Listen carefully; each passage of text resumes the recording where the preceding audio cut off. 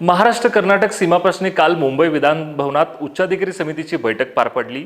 ही बैठक मुख्यमंत्री देवेंद्र फडणवीस यांच्या नेतृत्वाखाली करण्यात आली होती आणि याच विषयी बोलण्यासाठी काल त्या बैठकीत मध्यवर्ती महाराष्ट्र एकीकरण समितीचे अध्यक्ष प्रकाश मरगाळे सर उपस्थित होते। सर, तरुण भारत न्यूजमध्ये आपलं स्वागत आहे। कशा पद्धतीने ती बैठक पार पडली, कारण सीमावासियांच्या नजरा त्या बैठकीकडे लागल्या होत्या? गेल्या 21ला उच्चाधिकार समितीची पहिली बैठक झाली होती। त्यानंतर 6 वर्षांनी ही पहिल्यांदा उच्चाधिकार समितीची बैठक झाली आणि ही बैठक व्हावी यासाठी मध्यवर्ती महाराष्ट्र समितीनं सतत 14 महिने प्रयत्न केल्यानंतर ही बैठक काल यशस्वीरित्या पार पडली। ह्याआधी देखील ती तारीख 2 तारखेला ठरली होती, ती परत कॅन्सल झाली होती काही कारणास्तव आणि ती काल 8 तारखेला व्यवस्थितरित्या पार पडली। यामध्ये महाराष्ट्राचे सर्वपक्षीय नेते उपस्थित होते आणि सर्वपक्षीय नेत्याने प्रत्येक नेत्यानं आपली बाजू चांगल्या तऱ्हेनं मांडली की सीमा प्रश्नाबद्दल दीर्घाई का होते आपली आणि यासाठी महाराष्ट्र सरकारनं आता एक ठोस पाऊल उचलल्याशिवाय हा प्रश्न निर्णायक अवस्थेत येणार नाही। यासाठी महाराष्ट्राचे पहिल्यांदाच महाराष्ट्रातले सर्व मंत्री एकत्र झाले असं काल चित्र उपस्थित झालं। त्यामध्ये महाराष्ट्रातले प्रामुख्याने ज्येष्ठ नेते शरद पवार हे 34 वर्षानंतर विधान भवनात आले आणि ते फक्त सीमा प्रश्नासाठी आले। याकडे वेगळ्या नजरेनं किंवा वेगळ्या गोष्टींनी काल पाहिलं गेलं। सीमा प्रश्नाबद्दल पवारसाहेब हे काँग्रेसचे सेक्रेटरी असल्यापासून म्हणजे 68-69 पासून सतत बेळगावशी संपर्कात होते आणि आत्तापर्यंत त्यांनी एक आपल्या जिव्हाळ्याचा प्रश्न मांडला स्वतः। त्यामुळे त्यांच्या हयातीत हा प्रश्न सुटावा अशी त्यांचीही अपेक्षा असेल। त्या दृष्टिकोनातून ते काल मिटिंगला जवळ 34 वर्षानंतर विधिमंडळात हजर झाले आणि त्यांनी मुख्यमंत्र्यांना काही सूचना केल्या आणि मुख्यमंत्र्यांची त्यांची बैठक होती। त्या सर्व चर्चेतून आणि महाराष्ट्राचे विरोधी पक्षाचे सत्ताधारी पक्षाचे लोक जयंतराव पाटील असू देत, नंतर राणेसाहेब असू देत, नंतर शंभूराजे देसाई असू देत, या सर्वांनी एक विशिष्ट अशा प्रकारची भूमिका मांडली कालच्या चर्चेमध्ये। ह्याआधी एवढ्या चर्चा गांभीर्याने घेतल्या गेल्या नव्हत्या, पण काल कोणकोणते मुद्दे प्रामुख्याने या बैठकीत मांडण्यात आले? महत्त्वाचे म्हणजे ही जी आमची केस 2017 नंतर चालली नाही, कर्नाटक आणि महाराष्ट्राचे जजेस आल्यामुळे ती पेंडिंग होती। मग त्यानंतर आम्ही महाराष्ट्र सरकारला विनंती करत होतो की सातत्यानं की ही तुम्ही राम जन्मभूमीची जशी सातत्यानं केस घेतली त्याप्रमाणे ही केस घ्यावी, कारण हे 40 लाख जनतेचा प्रश्न आहे, ही काय वैयक्तिक एकट्या दोघांची नाही आहे। त्यासाठी महाराष्ट्र सरकारनं एक ॲप्लिकेशन घालावं कोर्टात अर्ज की ही सुनावणी सातत्यानं घेऊन हा प्रश्न निकालात काढावा। यासाठी आम्ही गेली 2 वर्ष सतत महाराष्ट्राचा पाठपुरावा करत होतो आणि परवा 1-1.5 महिन्यापूर्वी एक असा अनुभव आला आम्हाला। एक महाराष्ट्र एकीकरण समितीच्या कार्यकर्त्यांनं सुप्रीम कोर्टाला एक पत्र लिहिलं होतं आणि त्या पत्रामध्ये सुप्रीम कोर्टानं असं आम्हाला उत्तर दिलं की ज्यांनी दावा केलेत तेच लोक हे अर्ज देऊ शकतात केस सुनावणीसाठी घ्या म्हणून, बाकीच्यांना अधिकार नाही। हे देखील आम्ही महाराष्ट्राच्या मुख्यमंत्र्यांच्या निदर्शनास आणून दिलं ते पत्र देऊन।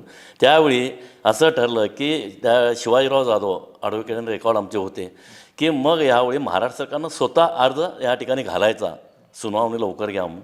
तो त्यासंबंधी शिवाजीराव जाधवांना त्यांनी हे एक इन्फॉर्मेशन दिलेलं आहे।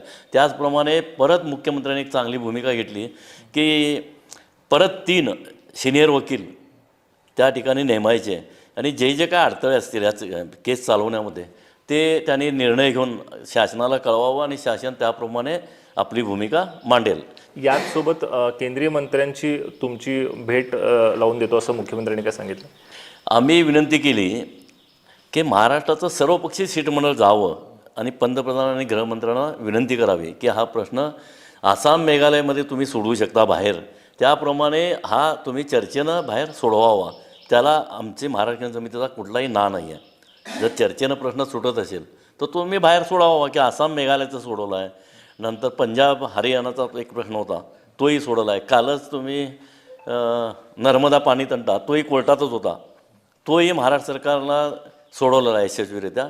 त्याप्रमाणे महाराष्ट्र सरकारनं चर्चा करून हा प्रश्न सोडवावा यासाठी प्रयत्न करावेत अशी आम्ही विनंती केली। सुप्रीम कोर्टात अजून एक वकील देणार आहे अशी माहिती देण्यात आली आहे।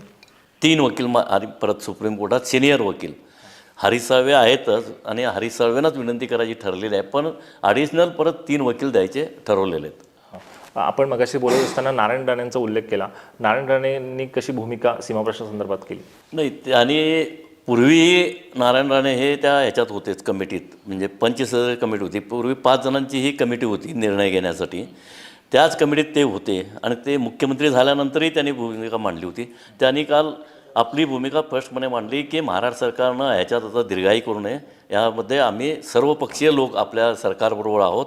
सर्वांनी मिळून याच्यावर निर्णायक स्वरूपात चर्चा घडवून आणावी असं त्यांनी आपलं मत मांडलं. जयंत पाटीलने एक उल्लेख केला होता की सातत्याने समन्वयक मंत्री बेळगावात येत नाहीत. या संदर्भात काय चर्चा झाली? जयंतराव पाटलांनी एक काय सांगितलं की मी कायम बेळगावशी संपर्कात आहे, म्हणजे कुठलाही कार्यक्रम राहिला तर मी जातो आहे, मी चर्चा करतो आहे, समितीच्या कार्यकर्त्यांची, नेत्यांची, सर्वांची चर्चा करतो. तसंच समन्वय मंत्र्यांनी देखील बेळगावमध्ये जाऊन किंवा कोल्हापूरमध्ये किमान महिन्यातून एकदा तरी आम्ही मिटिंग घ्या म्हटलं. आणि त्याला मग जयंतरावने सांगितलं की त्याप्रमाणे आणि मुख्यमंत्र्यांनी होकार दिलेला आहे की आता ह्याच्यापुढं आपण त्या मिटिंग कंटिन्यू घेऊ, कारण सामान्य कार्यकर्त्याला मत मांडता येत नाही उच्चाधिकार समितीत किंवा तज्ज्ञ कमिटीत. त्यासाठी आम्ही रिक्वेस्ट केला की सामान्य कार्यकर्ते आपली बाजू मांडतील. उपमुख्यमंत्र्यांनी पण काही प्रमुख मुद्दे मांडले अशी माहिती समोर आली. काय चर्चा झाली एकनाथ शिंदेंची?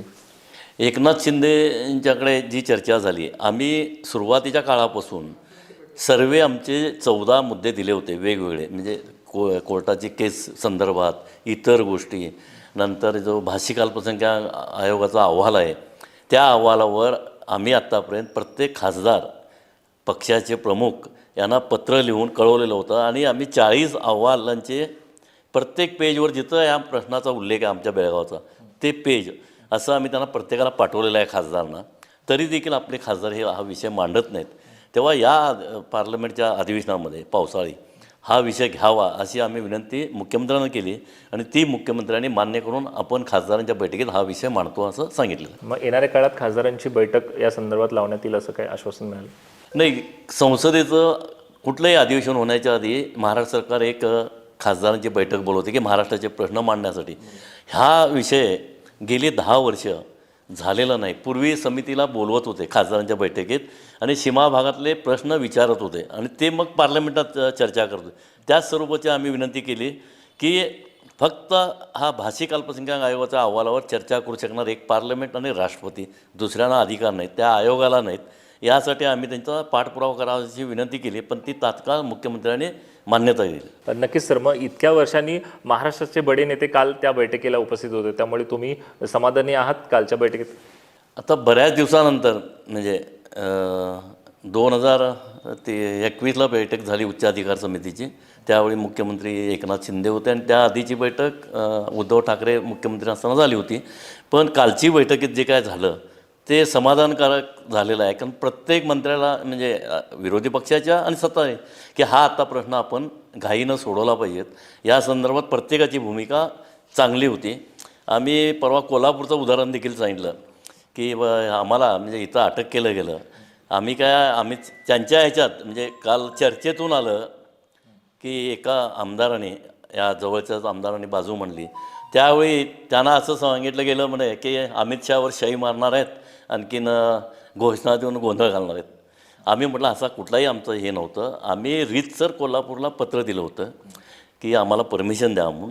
त्या कलेक्टरनं आम्हाला जर कळवलं असतं की परमिशन मिळणार नाही मग आम्ही गेलो नसतो. पण इथं आम्हाला अडवून आमचा अपमान केला आहे म्हटलं आणि 70 वर्ष चळवळीचा अपमान झाला आहे म्हटलं हे अडवून. नक्कीच.